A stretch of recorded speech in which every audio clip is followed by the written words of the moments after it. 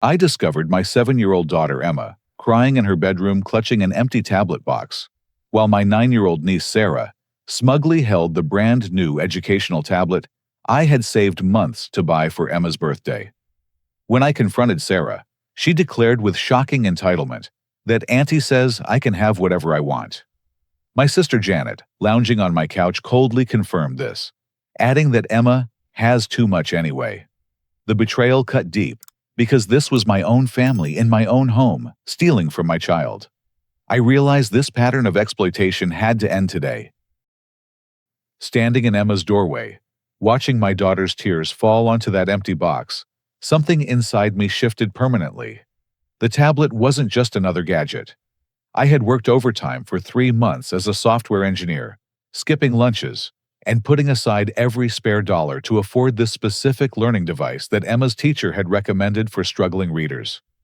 Emma had been so excited when I promised it for her 8th birthday next week. "Sarah, give that back to Emma right now," I said, keeping my voice steady despite the rage building in my chest. Sarah tilted her chin up defiantly. "No way, Uncle Hamish. Mommy said I could have it because Emma gets everything, and I don't get anything fair."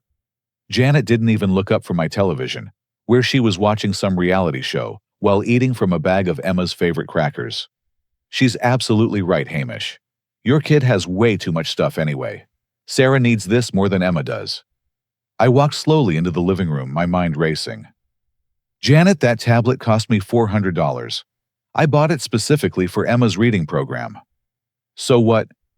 Janet shrugged, finally glancing at me with those cold gray eyes that had become so familiar over the past 2 years.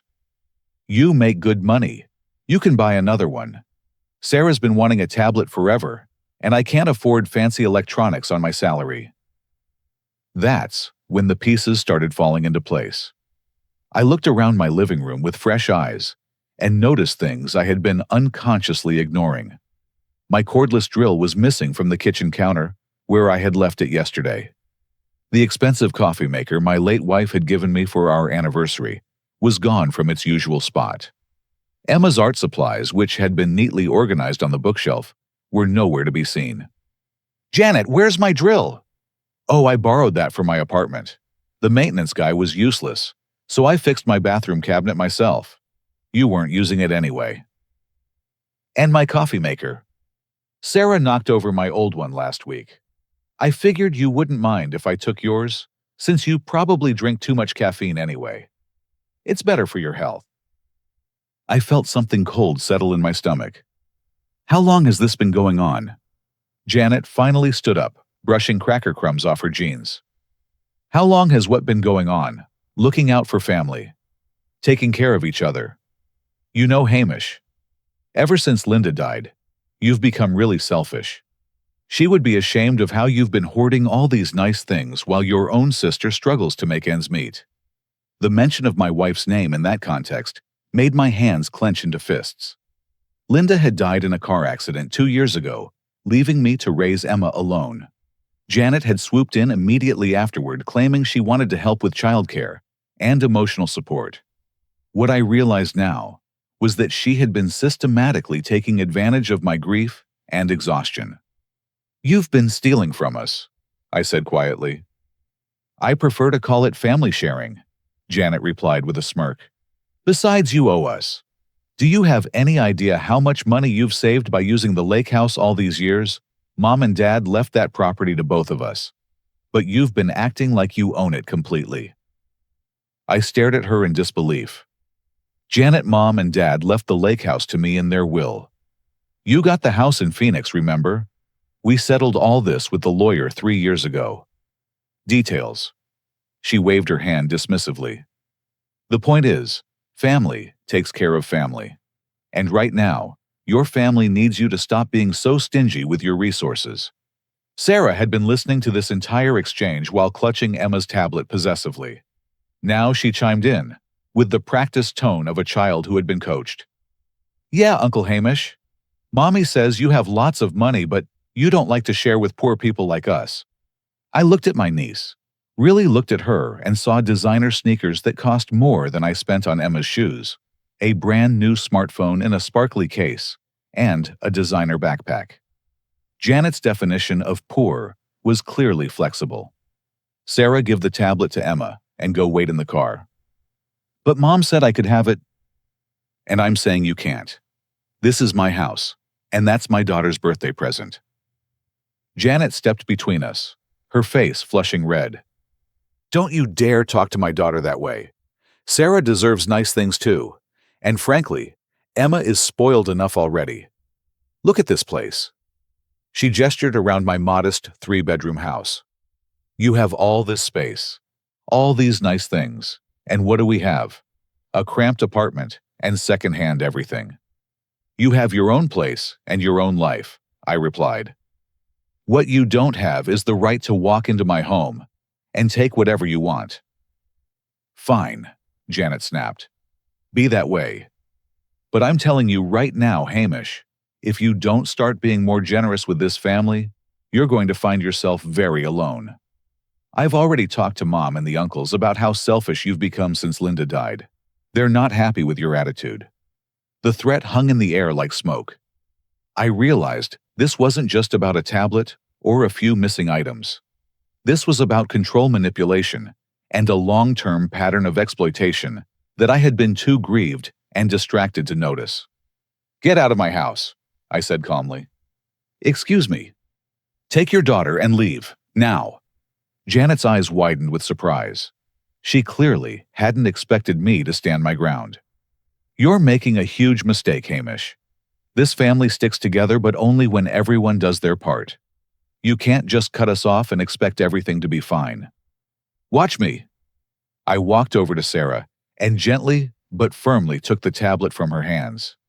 She started to protest, but I was already walking toward Emma's room. I found my daughter sitting on her bed, still crying softly. Here, sweetheart, I said, handing her the tablet. This belongs to you, and nobody is ever going to take your things again. Emma looked up at me with those big brown eyes that reminded me so much of Linda. Is Aunt Janet mad at us? Aunt Janet is confused about some things, but that's not your problem to worry about. Your only job is to be a kid and let Daddy handle the grown-up problems. I heard the front door slam, and Janet's car engine start in my driveway. Through Emma's window, I watched them drive away, and I knew this was just the beginning of a much larger conflict. The next morning, I sat at my kitchen table with a cup of coffee and started making phone calls. If Janet had been running some kind of scheme involving my property and belongings, I needed to understand the full scope of what I was dealing with. My first call was to my cousin Mark, who lived about 2 hours north in Sacramento. Mark, it's Hamish. Quick question about the lake house. Have you been up there recently? Oh yeah, just last month actually. Janet arranged the whole thing for my anniversary. She said you were okay with us using it for the weekend as long as we covered the rental fee. My coffee went cold in my mouth. Rental fee? Yeah, $300. Janet said you needed help covering the property taxes and maintenance costs, so the family had agreed to chip in whenever we used the place. Seemed fair to me. That house has got to be expensive to maintain. I set my cup down carefully, my mind reeling. Mark, I never asked for any rental fees. I've been paying all the expenses myself for years. Silence on the other end of the line. Wait, what Janet told us, this was your idea. She said you were struggling financially after Linda's medical bills and needed the family to start contributing. Linda's medical bills were covered by insurance, and I'm not struggling financially. Oh man. Hamish, I think we need to talk. How many other family members has Janet collected money from? Over the next hour, Mark and I called 6 different relatives. The pattern was consistent and infuriating. Janet had contacted everyone over the past 8 months, explaining that I was too proud to ask for help directly, but desperately needed financial assistance.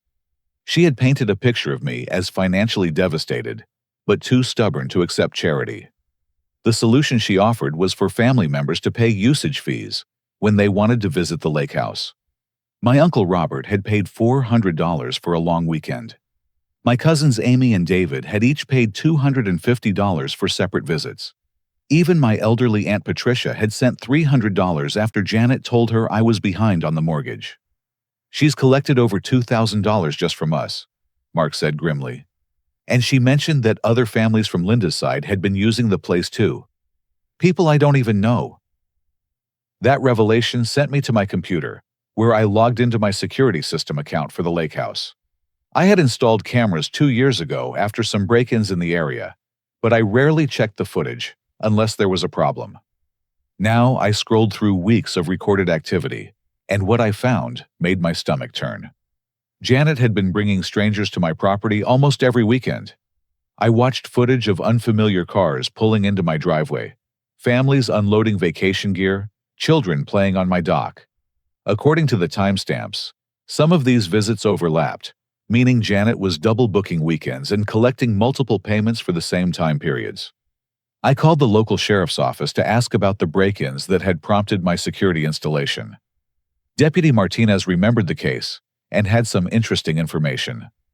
Actually, Mr. Fletcher, we never caught anyone for those break-ins, but the activity stopped about 8 months ago, right around the time someone started maintaining the property regularly.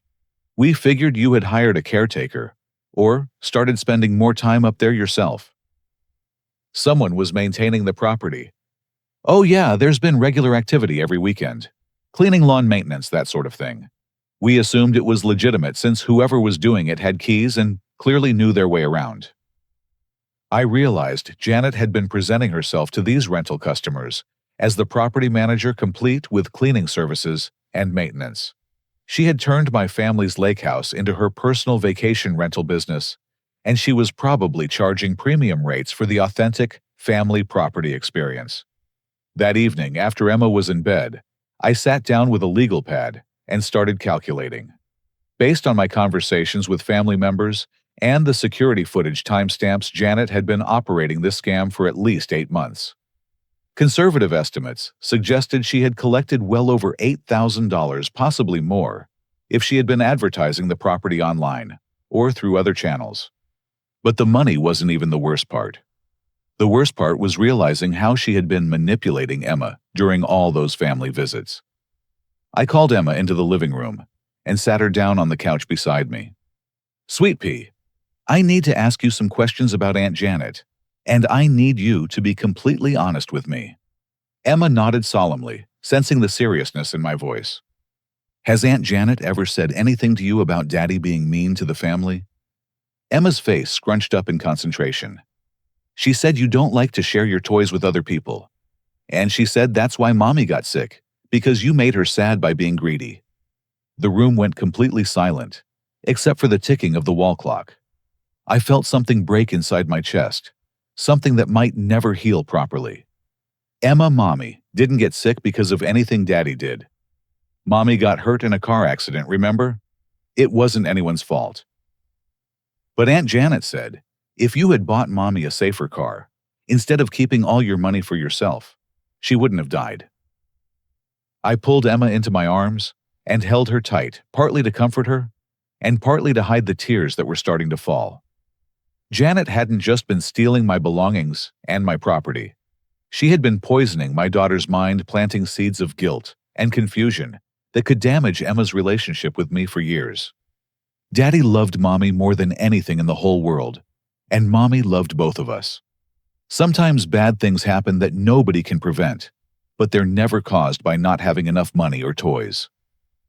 That night, after Emma was asleep, I sat in my home office and started planning. Janet's manipulation had been systematic and comprehensive, but she had made one crucial mistake. She had underestimated how much I loved my daughter and how far I was willing to go to protect Emma's emotional well-being. By morning, I had a plan. Janet called me 3 days later, and her tone was completely different from our last conversation. Gone was the confrontational anger, replaced by a syrupy sweetness that immediately put me on guard. Hamish, I've been thinking about our little disagreement the other day, and I realize we both said some things we didn't mean. Family is too important to let pride get in the way. What do you want, Janet? I want us to sit down like adults and work this out. I've talked to Mom and Dad, and they're really concerned about this tension between us. They think we should have a family meeting to clear the air. I had been expecting this. Janet's pattern was always the same: create conflict, gather allies, then overwhelm her target with group pressure until they capitulated. What she didn't know was that I had spent the past 3 days documenting everything and preparing for exactly this scenario. Fine, when and where? How about Sunday afternoon at your place? That way Emma can play while the adults talk. I'll bring Sarah, and Mom said she'd drive down from Fresno. Robert and Patricia want to come too, and maybe Amy and David if they can get away. Sounds good. I'll see you at 2 o'clock. After I hung up, I spent the weekend making final preparations. I organized all my evidence into clear, chronological folders. I printed bank statements, security footage, screenshots, and receipts.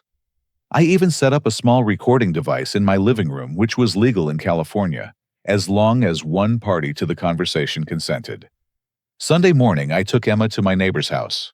Mrs. Chen had volunteered to watch her for the afternoon, and I didn't want Emma exposed to what was about to happen. At exactly 2 o'clock, the cars started arriving. Janet came first, with Sarah, followed by my parents, then Uncle Robert and Aunt Patricia. Amy and David arrived together, looking uncomfortable and unsure why they had been summoned. "Hamish!" my mother exclaimed, giving me a tight hug. "You look thin. Are you eating enough?" "I'm fine, Mom. Come in and have a seat." Once everyone was settled in my living room, Janet took charge of the conversation with the practiced efficiency of someone who had orchestrated many similar interventions. "I want to start by saying that I love my brother, and I know he's been under a lot of stress since Linda died. But I'm concerned about some changes I've been seeing in his behavior, particularly toward family." My father nodded gravely. "Your sister says you've become very possessive of your belongings and unwilling to help out when family members are in need. She also mentioned that you're not maintaining the lake house properly," Aunt Patricia added. "Robert and I were thinking about contributing to repairs, but Janet said you don't want help." I looked around the room at these people I had known and loved my entire life. People who had no idea they were being manipulated by someone they trusted. Janet had prepared them well, feeding them carefully crafted stories designed to make me look selfish and unstable. "Before we continue," I said calmly, "I want everyone to understand exactly what's been happening. Janet, would you like to tell the family how much money you've collected from them over the past 8 months? Janet's confident expression flickered for just a moment. "I don't know what you're talking about." "Mark, how much did you pay Janet for your anniversary weekend at the lake house?" Mark shifted uncomfortably in his chair. $300, but Janet said that was your idea." "Robert, what about you?" $400 for the long weekend, but again, we thought we were helping you with expenses." I watched my parents' faces as the numbers added up. My mother's expression went from confusion to dawning realization to anger. "Janet." My father said slowly, "Did you tell this family that Hamish needed financial help?" "I was trying to help him maintain his pride while getting the support he obviously needed," Janet replied defensively.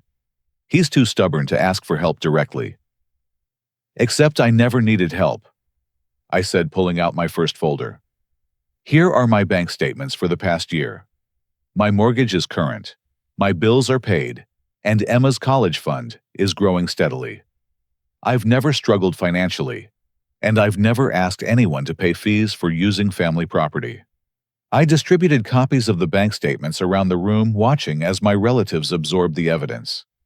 "Now," I continued, "here's security footage from the lake house showing Janet bringing paying customers to the property almost every weekend for the past 8 months. I had prepared a photo album of screenshots, each one timestamped, and clearly showing strangers using my dock, my boats, and my facilities. The evidence was overwhelming and undeniable." "Janet," my mother's voice was ice cold, "what is this?" "It's taken out of context," Janet stammered. "Those are friends of mine who needed a place to stay. I wasn't charging them money, I was just helping people." "Then, explain this," I said, pulling out printed emails I had obtained through my investigation.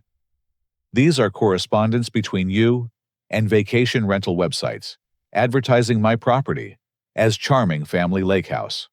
Authentic experience with local host. You've been charging strangers up to $600 per weekend. The room fell completely silent. David was staring at his sister-in-law with undisguised disgust. Amy had her hand over her mouth in shock. My parents looked like they had aged 10 years in the past 10 minutes. There's more, I said quietly. Janet has been telling Emma that I caused Linda's death by being too cheap to buy her a safe car. She's been systematically undermining my relationship with my daughter while stealing from both of us. That's enough, my father said, standing up abruptly. Janet, I want you and Sarah to leave immediately. Dad, you don't understand the whole situation, Janet protested, but her voice was shaking now. I understand perfectly, he replied. You've been lying to your entire family, stealing money under false pretenses, and emotionally abusing your niece. There's nothing more to discuss. Uncle Robert stood up and walked over to me. Hamish, I owe you an apology. And I want my $400 back from her. You'll get it, I assured him. Everyone will get their money back. One by one, my family members hugged me and offered their apologies before leaving. Janet was the last to go, and she stopped at the door to deliver one final threat. You think you've won something here, but you have no idea what you've just started. This family will never trust you again after today. I looked at her calmly. Janet, this family just learned who they can't trust, and it wasn't me. After everyone left, I sat in my quiet living room and realized that the hardest part was still ahead. Janet's scheme had been exposed, but people like her don't give up easily. She would regroup, plan, and attack from a different angle. I needed to be ready. 2 weeks after the family meeting, I was going through my mail when I found an envelope from Berkshire Legal Associates, a law firm I had never heard of. Inside was a bill for $1,700 for property consultation services related to my lake house. According to the itemized statement, I had apparently requested legal advice about establishing co-ownership agreements and adverse possession claims. I had never contacted this law firm or requested any such services. I called the number on the letterhead and was connected to a paralegal named Jennifer, who cheerfully confirmed that my case had been handled by attorney Marcus Webb. I'm sorry, but I think there's been a mistake. I never hired your firm for anything. Oh, that's strange. Let me pull up your file. I could hear typing in the background. Yes, here it is. You contacted us 6 weeks ago about establishing legal rights for your sister to claim partial ownership of a lake property through adverse possession. Mr. Webb prepared all the preliminary paperwork based on your instructions. My blood went cold. Can you tell me exactly what paperwork was prepared? Well, there are adverse possession filing documents, affidavits of continuous occupation and improvement of the property, and several forms requiring your signature to formalize the arrangement. Mr. Webb noted that you seemed very concerned about making sure your sister's rights were legally protected. Jennifer, I need to speak with Mr. Webb immediately. There's been a serious mistake. He's in court this morning, but I can have him call you this afternoon. Is there a problem with the billing? The problem is that I never hired you. I never requested any of these services, and someone has been impersonating me. The silence on the other end was telling. Oh my. Mr. Fletcher, I think you need to come in and see Mr. Webb as soon as possible. That afternoon, I sat in a cramped legal office across from Marcus Webb, a nervous man in his 50s, who clearly specialized in questionable real estate transactions. Spread across his desk were documents that made my hands shake with anger. Mr. Fletcher, I have to ask you directly, did you or did you not contact my office requesting help to transfer partial ownership of your lake property to your sister? Absolutely not. I've never spoken to you before today. Webb pulled out a legal pad covered with handwritten notes. According to my records, you called on March 15th and explained that your sister had been maintaining and managing your lake house for several years, and you wanted to formalize her legal rights to the property. You said it was a family arrangement that needed proper documentation. What did this person sound like? Well, it was a woman who called, but she said she was calling on your behalf because you were traveling for work. She knew specific details about the property, including the exact address, square footage, and recent improvement projects. I realized Janet had been planning this scheme for months, gathering information and building a legal case for stealing my property. What kind of documents did you prepare? Webb looked increasingly uncomfortable as he explained. We prepared adverse possession claims based on continuous occupation and improvement of the property. Your sister provided detailed logs of maintenance activities, renovation projects, and management responsibilities dating back 3 years. According to these records, she's been acting as the de facto owner of the property. He showed me fabricated maintenance logs that supposedly documented Janet's work on the property. The detail was impressive and completely fictional. According to these records, Janet had spent thousands of dollars on improvements, managed all rental activities with my knowledge and approval, and assumed full responsibility for property taxes and insurance.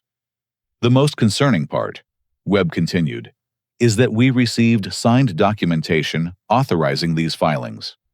He handed me a stack of forms with my signature on them. My signature, but I had never seen these documents before in my life. Mr. Webb, these signatures are forged. That's a very serious accusation, Mr. Fletcher. It's also the truth. I want copies of everything in this file, and I want to know exactly what legal actions your firm has taken on my behalf. Webb spent the next hour explaining how Janet's plan was supposed to work. Using the forged documents, she had planned to file adverse possession claims that would give her legal ownership of 50% of the lake house. Once the claims were processed, she could force a sale of the property and take half the proceeds, or buy out my half at a court-determined price. The genius of the plan, Webb admitted reluctantly, is that adverse possession laws in California can be quite favorable to people who can document continuous improvement and management of a property, especially if the original owner appears to be absent or neglectful. How far did this process go? We were preparing to file with the county next week. If these documents are fraudulent, your sister would have potentially gained legal ownership of half your property within 6 months. I left Webb's office with copies of everything and a commitment from him to cooperate with any criminal investigation. My next stop was my own attorney's office, where Patricia Gonzalez listened to my story with growing amazement. Hamish, this is much more serious than simple theft. We're talking about identity theft, wire fraud, and attempted property theft through forgery. These are all felonies. What are my options? Immediate protective actions first. We need to file alerts with the county recorder's office to prevent any fraudulent filings related to your property. Then, we need to document everything for a potential criminal case. That evening, I sat at my kitchen table with Emma, helping her with homework, while my mind raced with the implications of what I had discovered. Janet hadn't just been stealing money and belongings. She had been executing a comprehensive plan to steal the most valuable asset I owned, the property that represented Emma's financial security and our family's future. "Daddy, you look worried," Emma said, looking up from her math worksheet. "Just thinking about grown-up things, sweetie. Nothing for you to worry about." But I was worrying enough for both of us. If Janet was willing to commit multiple felonies to steal my property, what would she do when she realized her plan had been discovered? People who feel cornered often become desperate, and desperate people can be dangerous. I made a decision that night. It was time to stop playing defense and start taking control of the situation. Janet had declared war on my family's security and well-being. It was time to fight back. The next morning, I called in sick to work and drove straight to the sheriff's office. Deputy Martinez, who remembered me from the lake house break-in investigation, listened to my story with professional interest that gradually turned into serious concern. "Mr. Fletcher, what you're describing constitutes multiple felonies: identity theft, wire fraud, attempted property theft through fraudulent documentation. We're talking about potential prison time here." "I understand." What I need to know is what my options are for protecting my family while this plays out. Martinez connected me with Detective Sarah Kim, who specialized in white-collar crime. Detective Kim reviewed all my documentation with the thoroughness of someone who had seen similar schemes before. The good news is that you caught this before any irreversible damage was done. The bad news is that your sister is clearly sophisticated in her approach to this kind of fraud. People who plan at this level usually don't stop at one attempt. What do you recommend? We can pursue criminal charges, but that process takes time, and there's no guarantee your sister won't attempt other schemes while we're building the case. Your best protection might be to remove her access to anything she can exploit. That afternoon, I met with Patricia Gonzalez to discuss my options. She had spent the morning researching similar cases and had some interesting insights. Hamish, I think we should consider a more comprehensive approach. Instead of just defending against Janet's current scheme, we should eliminate her ability to attempt future schemes. What do you mean? Your lake house is valuable, but it's also a liability, as long as Janet has any perceived claim to it. What if we removed that from the equation entirely? Patricia explained that I could sell the property immediately before Janet had a chance to file any fraudulent claims. The sale proceeds could be invested in assets that Janet couldn't access or manipulate, completely securing Emma's financial future. But that's exactly what Janet wants, I protested. She wants me to sell so she can claim half the money. Not if you sell before she files her fraudulent paperwork, and not if you have documented proof that her claims are entirely fabricated. She can't claim proceeds from a sale that happens before her supposed legal interest is established. The more I thought about it, the more sense it made. The lake house had been a source of joy for Linda and me, but it had become Janet's weapon against my family. Selling it would eliminate her primary target while giving Emma and me the financial security to build a new life free from Janet's manipulation. There's something else to consider, Patricia added. If you sell to the right buyers, you might be able to create additional protections against Janet's future schemes. She explained that she knew a retired couple, Thomas and Carol Wright, who were looking for a lake property. Thomas was a retired police detective with 30 years of experience dealing with fraud cases. They would be ideal buyers for dealing with any future harassment from Janet. Thomas has seen every scam in the book, Patricia explained. If Janet tries to approach the new owners with claims about the property, she'll be dealing with someone who can't be manipulated or intimidated. That evening, I sat Emma down for a serious conversation about our future. Sweet pea, how would you feel about selling the lake house and maybe finding a new special place for our family vacations? Emma considered this carefully. Would we still get to go swimming and fishing? Absolutely. We might even find a place that's closer to home so we can visit more often. Will Aunt Janet still be able to come to our new place? The question broke my heart, because it revealed how much Emma had been affected by the family conflict. Aunt Janet isn't going to be part of our vacation plans anymore. She made some choices that weren't good for our family. Is it because she was mean to you? It's because she wasn't honest with us, and families need to be able to trust each other. Within 48 hours, Patricia had arranged for Thomas and Carol Wright to visit the lake house. They fell in love with the property immediately and made an offer that exceeded my asking price. The sale would be completed within 30 days, leaving Janet no time to file her fraudulent paperwork. But I wasn't done. Patricia helped me research Janet's financial situation, and what we discovered was illuminating. Janet was living far beyond her apparent means, supporting a lifestyle that her salary couldn't sustain. The money she had stolen from family members and rental customers had probably been funding her entire standard of living. If we cut off her income source and expose her schemes, Patricia explained, she's going to face serious financial consequences, even without criminal prosecution. I made a decision that would have seemed unthinkable 6 months earlier. I decided to go on the offensive. Working with Detective Kim, we prepared a comprehensive package documenting all of Janet's fraudulent activities. The evidence included her rental scam, the forged legal documents, and her systematic theft of family property. We prepared criminal referrals for the district attorney's office and civil documentation for potential lawsuits by her victims. The beauty of this approach, Detective Kim explained, is that we're not just stopping her current scheme. We're creating a legal record that will prevent her from attempting similar fraud in the future. The final piece of my plan was the most satisfying. I contacted every family member who had paid Janet money for lake house rentals and arranged to refund their payments from my own funds. But instead of just sending checks, I included detailed documentation of Janet's fraud and information about how to recover additional damages if they chose to pursue legal action. You're essentially funding a class action lawsuit against your own sister, Patricia observed. I'm protecting my family and making sure Janet faces consequences for her choices. 2 weeks later, everything was in place.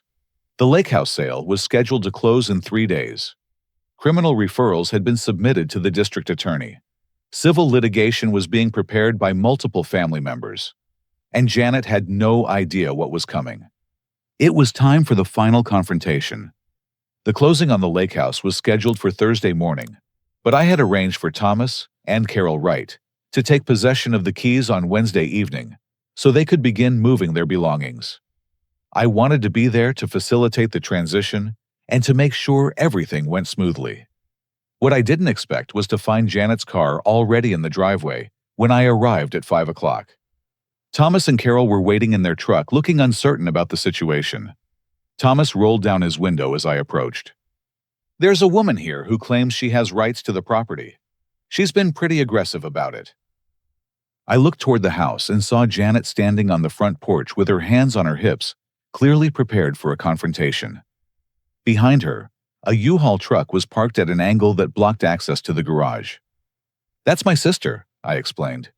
"She's been trying to steal this property through fraudulent legal claims. Don't worry, she has no legitimate right to be here." Thomas stepped out of his truck, and I could immediately see why Patricia had recommended him for this situation. Even in retirement, Thomas Wright carried himself with the quiet authority of someone who had spent 3 decades dealing with criminals and con artists. "Let me handle this," he said calmly. We walked up to the porch together, where Janet was waiting with a folder of documents and an expression of righteous indignation. "You must be the people my brother is trying to sell my property to," she said to Thomas, not bothering to acknowledge me. "I'm afraid there's been a misunderstanding. This property belongs to both of us, and I haven't consented to any sale." Thomas looked at Janet with the patient expression of someone who had heard every variation of the story. "Ma'am, I'm going to need to see some identification and legal documentation of your ownership claim." "Of course," Janet replied, clearly pleased that someone was taking her seriously. She handed Thomas a folder containing the forged documents that Marcus Webb had prepared. Thomas examined the paperwork with professional thoroughness, taking his time to read every detail. After several minutes, he looked up at Janet with a slight smile. "Ma'am, these documents are fraudulent." "Excuse me." "I said these documents are fraudulent. The signatures are obviously forged. The legal language is incorrect for California adverse possession claims, and the filing dates don't align with the legal requirements for this type of claim." Janet's confident expression began to crack. "I don't know what you're talking about. Those documents were prepared by a licensed attorney." "They were prepared by an attorney who was deceived by someone committing identity theft," Thomas replied. "I've seen similar schemes many times during my career in law enforcement." "Your career in law enforcement?" 30 years as a detective with the Sacramento County Sheriff's Office, specializing in fraud cases just like this one. The color drained from Janet's face, but she wasn't ready to give up. "Well, regardless of those specific documents, I have legitimate claims to this property, based on years of maintenance and management activities." Carol Wright had been standing quietly beside her husband, but now she stepped forward with her phone in her hand. "Are you referring to the unauthorized vacation rental business you've been operating here?" "That's not what it was," Janet protested. According to the evidence we've reviewed, Carol continued, you've been charging strangers to use this property while telling them you had the owner's permission. That's fraud, not legitimate property management. I realized that Thomas and Carol had done their homework before agreeing to buy the property. They weren't just prepared to deal with Janet's harassment. They were prepared to document it for potential criminal prosecution. Janet's desperation was becoming more obvious by the minute. Look, we can work something out here. I'm willing to settle for a reasonable percentage of the sale proceeds in exchange for signing away any claims. Ma'am, Thomas said patiently, you can't sign away claims you never legitimately had. What you're describing is extortion. That's when Janet made her final fatal mistake. Instead of backing down, she decided to escalate the confrontation. Fine, she snapped, pulling out her phone.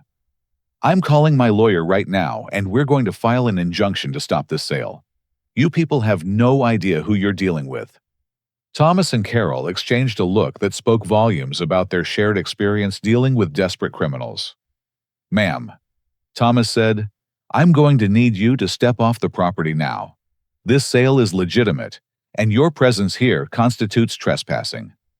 I'm not going anywhere until this is resolved. Then I'll need to call the sheriff's office. Go ahead. When the deputies get here, they'll see these documents and realize you're the ones breaking the law. Thomas pulled out his phone and dialed. This is Thomas Wright at 1234 Lakeshore Drive. I'm a retired detective, and I have a trespassing situation with someone attempting to make fraudulent property claims. While Thomas was on the phone, Janet made one more desperate play. She walked over to the U-Haul truck and started unloading boxes and furniture. I'm establishing my residence here, she announced. Under California law, you can't evict someone without proper notice. Carol immediately started recording Janet's actions with her phone. Ma'am, you're creating evidence of breaking and entering. I strongly recommend you stop what you're doing. You can't intimidate me, Janet replied, carrying a box toward the front door. I know my rights. When the sheriff's deputies arrived 15 minutes later, they found Janet attempting to force open the front door, while Thomas and Carol documented everything from a safe distance. I had stepped back to let the new owners handle the situation, but I was close enough to hear every word of Janet's increasingly desperate explanations. Officers, these people are trying to steal my family's property. I have legal documents proving my ownership rights. The lead deputy, a young woman named Rodriguez, listened politely to Janet's story before asking to see the documents. After reviewing them briefly, she handed them back with a neutral expression. Ma'am, these aren't valid legal documents for establishing property ownership. Do you have a deed, a title, or a court order establishing your rights to this property? Those documents were prepared by a lawyer, Janet insisted. Ma'am, anyone can prepare documents. That doesn't make them legally valid or enforceable. Deputy Rodriguez then spoke with Thomas and Carol, who presented the legitimate sale documents, their identification, and the keys they had received from the title company. The contrast between Janet's fraudulent paperwork and the Wright's legitimate documentation was stark and undeniable. Ma'am, Deputy Rodriguez said, returning to Janet, you need to remove your belongings from this property immediately, and you cannot return without the permission of the legal owners. This is ridiculous, Janet protested. I'm being robbed by my own brother and these strangers he's conspired with. Ma'am, if you believe a crime has been committed, you can file a complaint with the district attorney's office. But right now, you're trespassing on private property, and you need to leave. I watched Janet load her boxes back into the U-Haul truck, her face twisted with rage and humiliation. As she prepared to drive away, she rolled down her window and delivered one final threat. This isn't over, Hamish. You think you're so smart, but you have no idea what you've started. I'll make sure everyone knows what kind of person you really are. Thomas walked over to her truck with his phone still recording. Ma'am, that sounds like a threat of harassment. I want you to know that any future contact with the owners of this property will be documented and reported to law enforcement. Janet drove away with her U-Haul truck, leaving behind nothing but tire tracks in the gravel and the lingering smell of burned rubber. That evening, as Thomas and Carol settled into their new property, and I prepared to drive home, I realized that this confrontation had been about much more than money or property. It had been about establishing boundaries, protecting my daughter's future, and refusing to be victimized by someone who thought family obligation trumped basic honesty and respect. The war wasn't over yet, but I had won the most important battle. 3 months after the lake house sale, I was sitting in my backyard, watching Emma play on her new swing set when my phone rang. It was Detective Kim, with an update on Janet's case. "The district attorney has decided to pursue charges," she informed me. "Wire fraud, identity theft, and attempted property theft through fraudulent documentation. Janet's looking at potential prison time if convicted." What changed their mind? Two things. First, we discovered she's been running similar scams in other counties. This wasn't her first attempt at this kind of fraud. Second, several of your family members filed their own complaints after receiving the evidence you provided. I felt a mixture of relief and sadness. Relief that Janet would face consequences for her actions. Sadness that it had come to this point with my own sister. "There's something else," Detective Kim continued. "Janet's attorney contacted us about a plea bargain. She wants to avoid trial by making full restitution to all her victims and accepting probation." What does that mean for my family? It means she'll be required to stay away from you and Emma as part of her probation conditions. Any contact would be a violation that could send her to prison immediately. After hanging up, I reflected on everything that had happened since that afternoon, when I found Emma crying over her stolen tablet. What had started as a simple act of family theft had revealed a comprehensive pattern of manipulation and abuse that could have destroyed our financial security and emotional well-being. But more importantly, it had taught me valuable lessons about boundaries, self-protection, and the difference between family loyalty and enabling destructive behavior. Emma came running over from her swing set breathless and excited. "Daddy, can we go to the new lake house this weekend?" The new lake house was actually a modest cabin on a small lake about an hour from our home.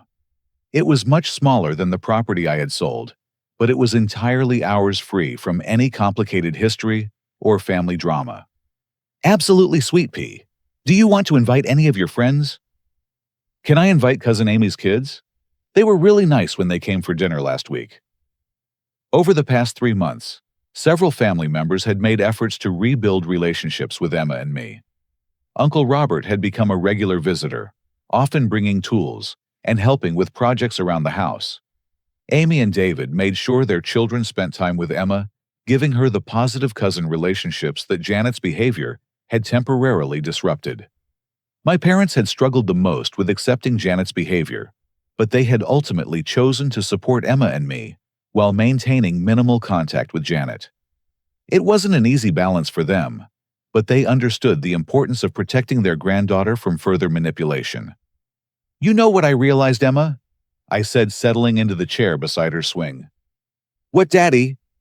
"I realized that real family members want to see each other succeed and be happy. They don't try to take things away or make people feel bad about themselves." Emma nodded solemnly.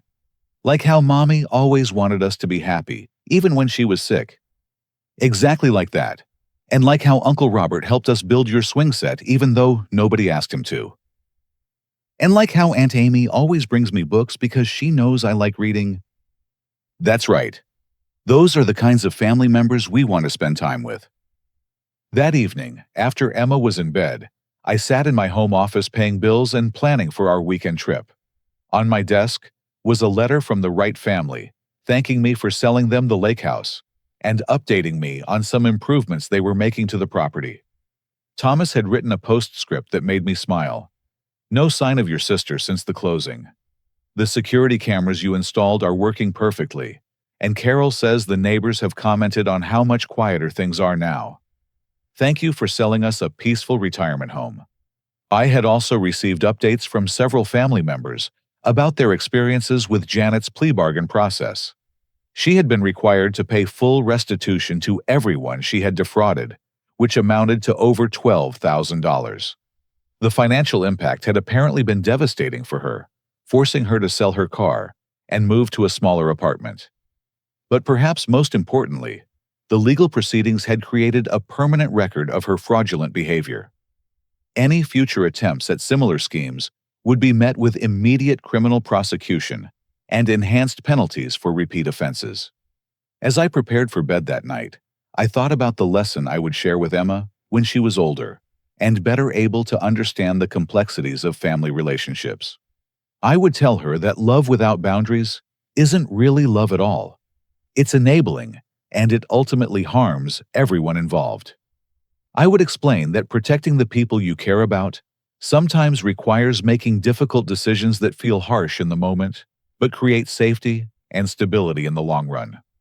Most importantly, I would teach her that she never has to accept mistreatment from anyone, regardless of their relationship to her or their claims about family obligation.